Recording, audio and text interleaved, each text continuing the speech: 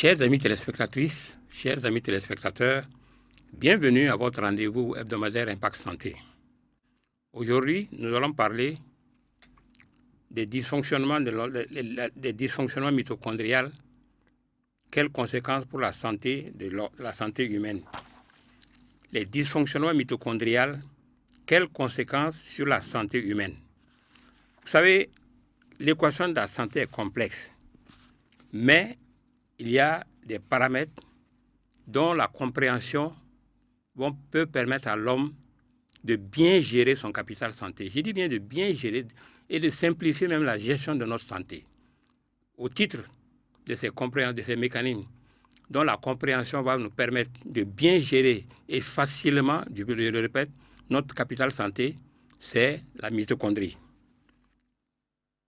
Il faut savoir que l'étude de la mitochondrie est une branche de la recherche médicale très récente. De nombreux chercheurs s'accordent d'ailleurs à dire que la médecine mitochondriale est celle de la médecine de demain. C'est-à-dire que la médecine de demain, elle sera mitochondriale. C'est-à-dire que la capacité à gérer, à maintenir nos mitochondries en bon état de fonctionnement dépendra de notre potentiel de santé. Alors, chers amis téléspectateurs, que sont les mitochondries? Alors, chers amis téléspectateurs, les mitochondries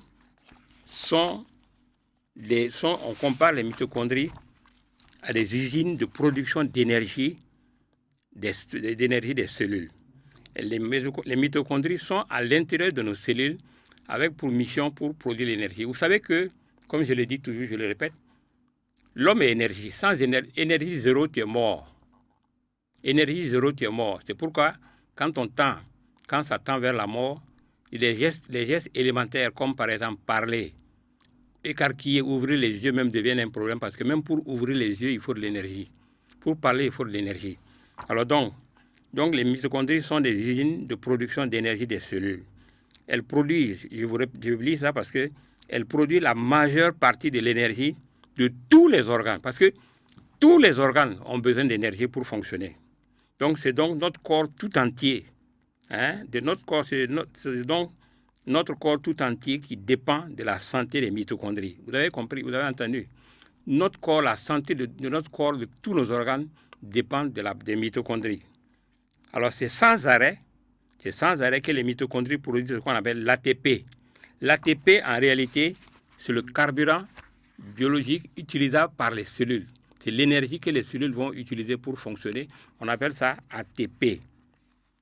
Alors, le problème, c'est comment? Le problème, c'est quoi? Ce qu'il faut comprendre, c'est que ce sont les organes. Parce qu'il y a des mitochondries dans toutes les cellules du corps. Mais le nombre de mitochondries dépend des besoins énergétiques des organes. Alors donc, ce sont les organes qui réclament le plus d'énergie, qui comportent le plus de mitochondries à l'intérieur de ces cellules. Par exemple, le cerveau a pratiquement le plus grand nombre de mitochondries parce que le cerveau a besoin de beaucoup d'énergie pour fonctionner. Et c'est pourquoi d'ailleurs les dysfonctionnements mitochondriales, comme vous allez voir, affectent beaucoup la santé du cerveau. Alors ensuite, après les mitochondries, le cerveau a plus besoin d'énergie que par exemple les muscles. Les reins viennent en deuxième position, le foie, parce que les reins. Alors pour les reins, j'ouvre une parenthèse. Vous savez, les reins ont besoin d'énergie. Et l'énergie est produite par les mitochondries. C'est pourquoi il y a une étude qui a été faite qui montre l'intérêt de la mitochondrie pour la santé des reins. L'étude est intitulée Mitochondria, a New Therapeutic Target in Coronary Renal Disease. Les mitochondries. Une nouvelle cible thérapeutique dans les maladies chroniques du rein. Ça veut dire que le dysfonctionnement mitochondrial est impliqué dans le fonctionnement des reins. Ça veut dire que les reins ont besoin si les reins ont des problèmes, ça veut dire que les reins n'ont pas suffisamment d'énergie. Les reins ont un gros besoin d'énergie. Alors, chers amis téléspectateurs, voilà ce que sont les mitochondries. Leur mission, c'est de produire l'énergie dont tous les organes du corps ont besoin pour fonctionner. Parce que tous les organes ont besoin d'énergie. Et c'est la mitochondrie qui a pour mission de produire cette énergie-là. En fait, l'énergie est indispensable à la vie. Et elles sont impliquées dans le métabolisme. Elles produisent l'énergie pour fonctionner. Alors, c'est comme une voiture, de même qu'une voiture a besoin de carburant, mais nos organes aussi ont besoin de carburant. Et leur carburant, c'est l'ATP. Et c'est la mitochondrie qui produit ça. Alors, il y a une fonction qui est extrêmement importante de la mitochondrie. Les mitochondries sont également impliquées dans le processus de la mort cellulaire programmée. La mort cellulaire programmée, c'est ce qu'on appelle l'apoptose. C'est-à-dire qu'une cellule humaine, une cellule est programmée pour se diviser un certain nombre de fois et mourir. Donc, l'apoptose est le mécanisme qui permet le renouvellement des cellules. Alors donc, une cellule se divise un certain nombre de fois et meurt. Tant que ce processus est bon, il n'y a pas de problème. Mais il se trouve que dans le cas du cancer, l'apoptose ne marche plus. Et c'est pourquoi les cellules cancéreuses sont à la limite immortelles. Or, donc vous voyez l'importance de la mitochondrie, parce que c'est la mitochondrie qui régule l'apoptose, c'est-à-dire qui induit l'apoptose. Et l'induction de l'apoptose est très importante pour la santé et surtout le fonctionnement des cellules. Parce que s'il n'y a pas de l'apoptose, les cellules ne feront que se multiplier. Et vous voyez, c'est différent. Alors, donc, vous voyez l'intérêt des mitochondries. Voilà l'intérêt de la mitochondrie. Alors, donc, au-delà des fonctions de la mitochondrie, il joue des divers rôles au sein de l'organisme. La synthèse hormonale, la régulation de la température interne, le maintien du taux de calcium. Alors, donc, les mitochondries étant au cœur du fonctionnement de nos cellules, leur dysfonctionnement peut être la source de mauvais métabolisme cellulaire et de diverses maladies que l'on peut qualifier de maladies mitochondriales. Alors, donc, maintenant, nous passons, après, quelles sont les fonctions. J'ai dit tout à l'heure que la fonction de la mitochondrie, c'est de produire l'énergie. Alors, maintenant, parlons de la dysfonction mitochondriale. Alors, la dysfonction mitochondriale, ça veut dire tout simplement que la mitochondrie ne fonctionne plus. Il y a un dysfonctionnement de la mitochondrie. Alors là, c'est là où les problèmes vont commencer, puisque c'est la mitochondrie qui produit l'énergie. Alors, imaginez que la moitié de votre système de production, je prends le cas d'une ville. Lorsque le système de production d'énergie, il y a une défaillance dans le système de production, vous voyez la perturbation que ça amène dans l'activité de la ville. Je pense que par les temps qui courent, on sait ce que veut dire les perturbations de la distribution de l'électricité. Ça perturbe les activités. Alors, sachez que le dysfonctionnement des mitochondries va perturber le fonctionnement des organes dans l'organisme. Alors, donc, vous voyez ce que ça peut faire. Puisque tous les organismes ont besoin d'énergie pour bien fonctionner. Et s'il y a des perturbations au niveau des mitochondries qui sont chargées de produire l'énergie, vous comprenez que des problèmes vont apparaître. Alors, donc, les mitochondries sont très sensibles et il y a des éléments qui vont porter donc le dysfonctionnement mitochondrial et les troubles associés. Alors donc, le dysfonctionnement mitochondrial, c'est quoi? Ça veut dire que la mitochondrie ne fonctionne plus bien. Et quand la mitochondrie ne fonctionne plus bien, ça va entraîner la perturbation du fonctionnement de beaucoup d'organes. Des organes comme le cerveau, le cœur, les reins, etc., les muscles, même les muscles. Donc, vous voyez le désordre que le dysfonctionnement de la mitochondrie va entraîner. Alors, donc, et les troubles associés, alors on a constaté, qu'est-ce qui peut être à la base du dysfonctionnement de la mitochondrie? Il y a ce qu'on appelle le stress oxydatif. Vous savez, j'ai souvent parlé du stress oxydatif. Le stress oxydatif, ça veut dire, c'est tout simplement quoi? C'est-à-dire qu'à l'intérieur des mitochondries, les mitochondries produisent de l'énergie. Et dans la production d'énergie, il y a des sous-produits qu'on appelle des radicaux libres. Ces radicaux libres-là doivent être équilibrés, doivent être contrôlés. Et tant que les radicaux libres sont contrôlés, il n'y a pas de problème. Mais le problème va commencer lorsqu'il y a un excès de radicaux libres par rapport lorsqu'il y a un excès de radicaux libres par rapport aux antioxydants qui sont disponibles. Parce qu'à l'intérieur de la mitochondrie, il y a des antioxydants qui ont pour mission de contrôler les radicaux libres. Mais dans le processus, lorsqu'il y a un excès de radicaux libres, ça va entraîner des dysfonctionnements et en ce moment-là, ils vont poser des problèmes et en ce moment, ce dysfonctionnement va entraîner le stress oxydatif va être à la base du dysfonctionnement des mitochondries. Et c'est ça qui va amener les maladies mitochondriales. Alors, chers amis téléspectatrices, chers amis téléspectateurs, alors il y a aussi les toxines, les toxiques de l'environnement environnementaux, les pesticides, les perturbateurs endocriniens, certains médicaments, les anxiolytiques, les sédatifs, les antidépresseurs, les anti-inflammatoires, les antibiotiques, sont des éléments qui vont contribuer au dysfonctionnement des mitochondries. Vous voyez, tout ça, c'est des éléments qui vont contribuer au dysfonctionnement des mitochondries. Alors donc, vous savez, lorsque le dysfonctionnement des mitochondries s'installe, on peut dire bonjour les dégâts. Alors donc, quelles sont les maladies mitochondriales? Alors là, au titre des maladies mitochondriales, tous les organes qui ont des gros besoins d'énergie sont exposés à des maladies, sont susceptibles de maladies mitochondriales lorsque la mitochondrie ne fonctionne pas. Il y a d'abord les troubles cognitifs. J'ai dit tout à l'heure que le cerveau a le plus grand nombre de mitochondries à cause de ses besoins énergétiques très élevés. Donc, les maladies comme Alzheimer, Parkinson, la dépression, les troubles autistiques, tout ça c'est dû, ce sont des maladies qui sont liées au dysfonctionnement mitochondrial. Il y a les troubles oculaires, la cataracte, la démêlage, la dégénérescence maculaire avec l'âge, les glaucomes. Tout ça, ce sont des maladies qui sont liées au dysfonctionnement mitochondrial. Il y a les troubles cardiovasculaires, les cardiomyopathies, les détresses respiratoires, etc. Les diabètes, les syndromes de la fatigue chronique, l'infertilité, entre parenthèses, les cancers. J'ai dit tout à l'heure que les cancers sont liés. J'ai parlé du lien des cancers avec. J'ai parlé du lien tout à l'heure de l'apoptose. Or, lorsqu'il n'y a pas d'apoptose, lorsque les cellules cancéreuses échappent au cycle normal de division, régénération, et un certain nombre de fois, elles meurent. C'est ce qu'on appelle la mort programmée. Lorsque cette mort programmée n'existe plus, or, cette mort programmée des cellules existe à cause du bon fonctionnement des mitochondries. Donc, le dysfonctionnement des mitochondries va perturber l'apoptose, et ce qui va poser problème au niveau des cancers.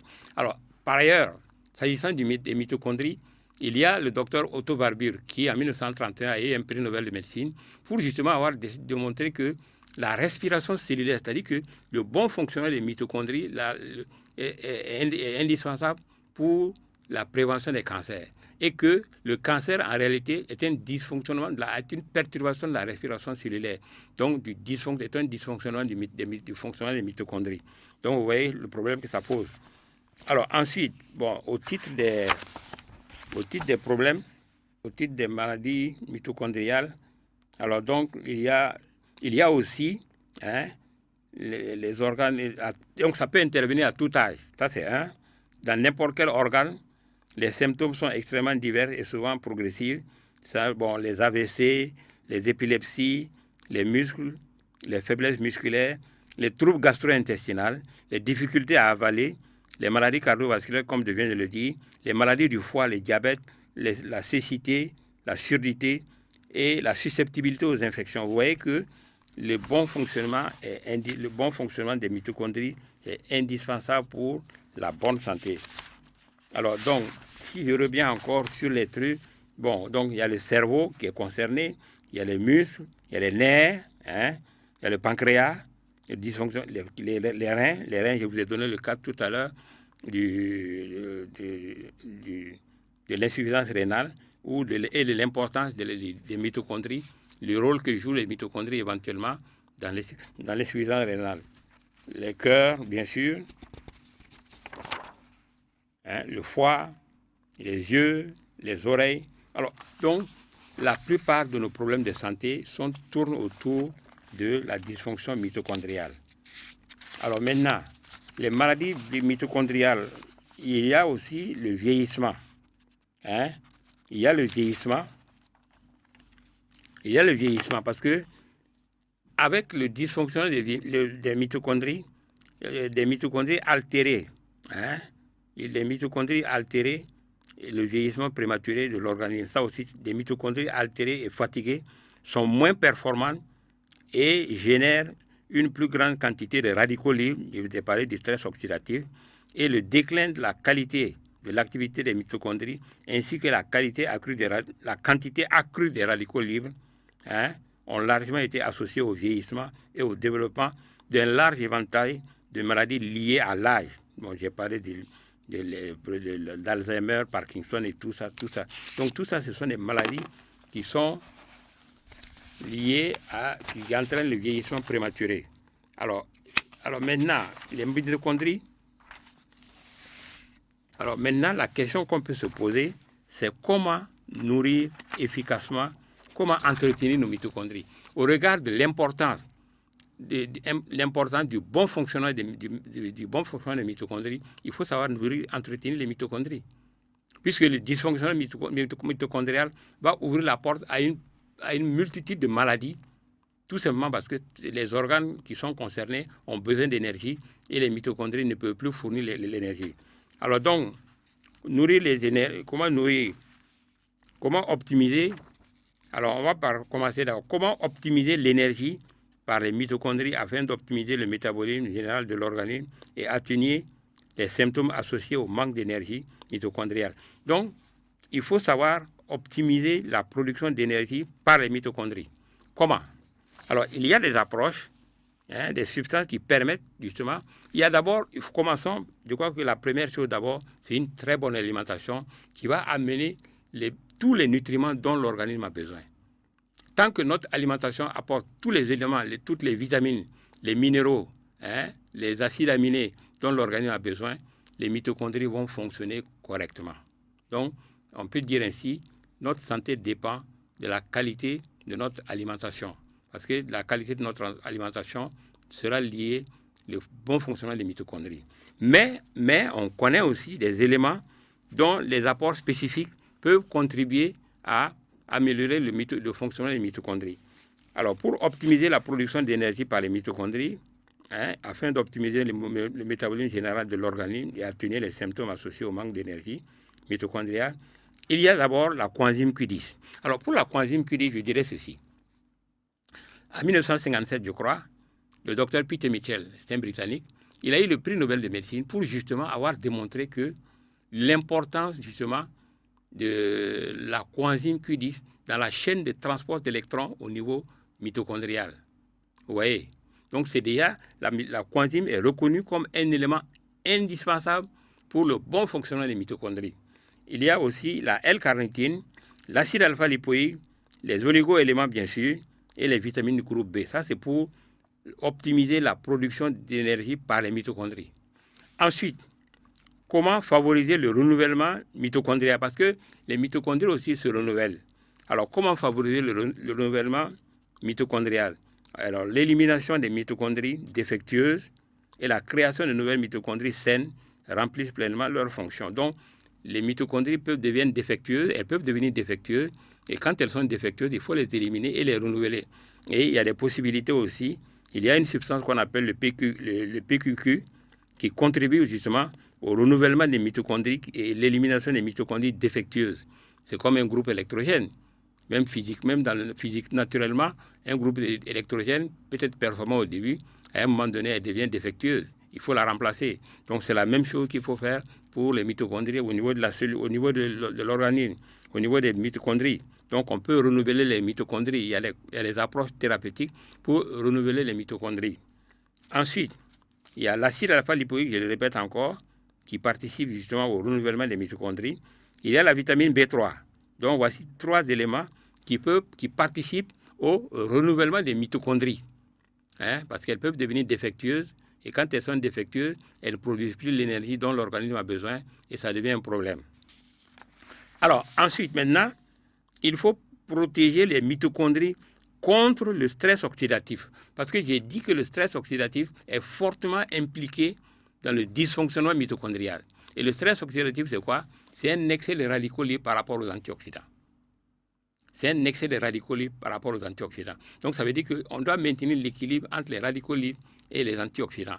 Si je vais schématiser, les radicaux libres, le radical libre est une molécule qui a un électron célibataire, comme on le définit dans la littérature. Il y a un électron célibataire. Le radical libre a besoin d'un électron pour devenir stable. Et c'est l'antioxydant qui fournit l'électron. Donc, en principe, il faut maintenir l'égalité, si je peux m'exprimer ainsi, entre les antioxydants et les radicaux libres. Et tant que cet équilibre est maintenu, il n'y a pas de problème. Mais malheureusement, ce qui arrive très souvent, c'est le stress, c'est l'excès. Les radicaux libres sont en excès, et cet excès amène le déséquilibre, et c'est ce déséquilibre-là qu'on appelle un stress oxydatif. Et ce stress oxydatif perturbe le fonctionnement des mitochondries. Alors donc, il faut trouver des substances, il faut protéger les mitochondries contre ce fameux stress oxydatif. Et comme je le dis d'ailleurs, je cite le professeur Luc Montagnier, paix à son âme, il a dit d'ailleurs, lui-même il a dit que le stress oxydatif est curieusement présent parce qu'il a écrit un excellent livre intitulé « Les combats de la vie, mieux que prévenir, guérir ». Alors il a expliqué là-bas que la plupart de nos maladies, le stress oxydatif est impliqué dans la plupart de nos maladies. Alors, si le stress oxydatif est impliqué dans la plupart de nos maladies, vous comprendrez que ce stress oxydatif qui amène le dysfonctionnement mitochondrial aussi est impliqué et pratiquement dans la plupart de nos maladies. C'est ce que je suis en train de vous expliquer. L'important qu'il y a à éviter le dysfonctionnement des mitochondries. S'il y a un dysfonctionnement des mitochondries, je vous ai montré la palette des pathologies qui sont pratiquement tous les organes sont concernés. Alors donc, vous voyez le lien qu'il y a entre le stress oxydatif, comme dit Montagnier, la cause de la plupart de nos maladies, et le dysfonctionnement mitochondrial aussi, qui est impliqué dans le développement de la plupart de nos maladies. Alors donc, pour les éléments qui vont permettre de protéger les mitochondries contre le stress oxydatif, et éviter bien sûr les mutations, on peut citer encore la coenzyme Q10, la PQQ, la L-carnitine, la N-acétylcystéine. Alors, s'agissant de la N-acétylcystéine, je vais donner cette précision. La N-acétylcystéine est, comme on l'appelle, un précurseur du glutathion. Et il est dit que le glutathion est la nourriture, justement, des mitochondries. C'est-à-dire que le glutathion est indispensable au fonctionnement des mitochondries. Donc, vous voyez que la N-acétylcystéine, du fait qu'elle permet la synthèse du glutathion, qui est un antioxydant très puissant, on appelle même, les Anglais disent master antioxydant, l'antioxydant, le maître antioxydant. Alors donc, la N-acétyl permet la production, est indispensable pour le maintien, pour protéger les mitochondries, en ce sens que la N-acétylcystéine va permettre la synthèse du glutathion, qui est indispensable pour lutter contre le stress oxydatif. Ensuite, il y a les oligo-éléments et des vitamines comme la vitamine A, la vitamine E, la vitamine C et les vitamines du groupe B. Alors donc, vous voyez que autant on connaît maintenant l'importance, c'est-à-dire qu'on sait comment stimuler et protéger les mitochondries pour éviter les dysfonctionnements. Ce sont ces éléments que je viens de vous citer. Alors maintenant, on sait que la mitochondrie est impliquée dans l'émergence de la plupart de nos maladies parce que l'organisme humain a besoin d'énergie. Et l'énergie, elle est produite par la mitochondrie. Alors donc, vous comprenez que tout ce qui peut produire, tout ce qui peut faciliter le bon fonctionnement des mitochondries est indispensable. Alors maintenant, ce que je vais dire, au regard de l'importance de la mitochondrie, du bon fonctionnement des mitochondries pour la santé de l'homme, on estime que la médecine de demain, la médecine mitochondriale sera la médecine du futur. Et la médecine mitochondriale, ce sera quoi? La médecine mitochondriale, c'est la médecine qui va consister tout simplement à maintenir les mitochondries en bon état de fonctionnement. Parce que notre santé dépend ou dépendra de notre capacité à maintenir nos mitochondries en bon état de fonctionnement. Parce que tous les organes ont besoin d'énergie et cette énergie vient du stress, vient des mitochondries. Et si ces organes n'ont pas d'énergie, il y a un dysfonctionnement. Alors donc, pour éviter le dysfonctionnement, il faut savoir entretenir, tant qu'on peut entretenir les mitochondries en bon état. Alors, chers amis téléspectateurs, c'est pourquoi je dis que la médecine mitochondriale sera la médecine de demain. Et la semaine prochaine, par la grâce de Dieu, je reviendrai spécialement sur le thème la médecine mitochondriale, la médecine du futur. Alors, chers amis téléspectateurs, si vous voulez en savoir davantage sur comment entretenir vos mitochondries pour être en bonne santé, pour maintenir votre potentiel, votre capital santé, vous pouvez nous appeler ou nous envoyer un mail au numéro qui s'affiche. Nous vous donnons des compléments d'information parce que votre santé dépend de votre capacité à entretenir vos mitochondries et à les maintenir en bon état de fonctionnement. Alors, chers amis téléspectatrices, chers amis téléspectateurs, nous vous donnons rendez-vous la semaine prochaine pour vous expliquer comment, en quoi la médecine mitochondriale sera la médecine de l'avenir. Nous donnons rendez-vous la semaine prochaine pour un prochain numéro. Notre œuvre est pour le roi de gloire.